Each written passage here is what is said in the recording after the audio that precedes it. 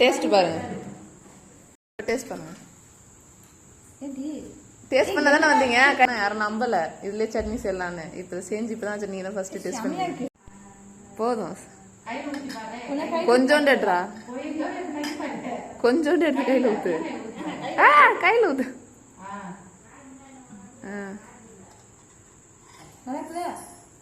சூப்பரா இருக்கு. வாங்கிட்டா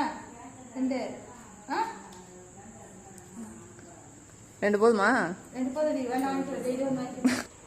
நல்லா இருக்குன்னு சொல்லிட்டு இருக்காங்கல்ல, அதை பற்றி தெரிஞ்சுக்கலாம். வாங்க இப்போ வீடியோக்குள்ளே போகலாம். அதுக்குள்ளே நம்ம சேனலை மறக்காமல் சப்ஸ்கிரைப் பண்ணிக்கங்க, பக்கத்தில் இருக்கிற பெல் ஐக்கானும் கிளிக் பண்ணிக்கோங்க.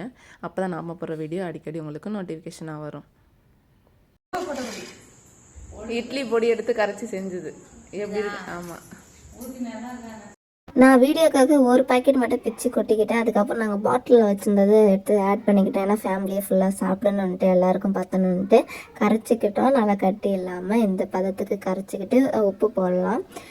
ஏன்னா நாங்கள் உப்பு ஏன்னா திட்டமான பொடிக்கு மட்டும்தான் இருக்கும். எக்ஸ்ட்ரா தண்ணி ஊற்றும் போது அதுக்கான உப்பு தேவைப்படும்.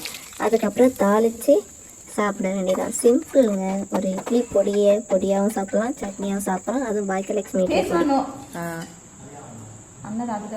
நல்லா கிண்டிட்டு இது பண்ணுங்க. ஃபேஸ் மட்டும் எடுத்துறதா? ஃபேஸ் எடுக்கல. சூப்பரா இருக்கு. நல்லா இருக்கா?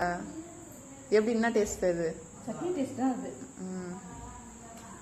நான் சொன்ன அப்படியே வாஷ் பண்ணி சூப்பரா இருக்குதா?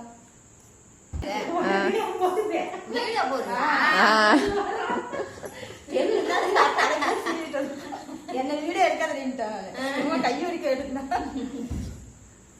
சட்னி வீட்டுல அரைக்க முடியல, இங்க தூள் வாங்கிட்டு போய் கரைச்சி அடி சட்னியை சாப்பிடுங்க.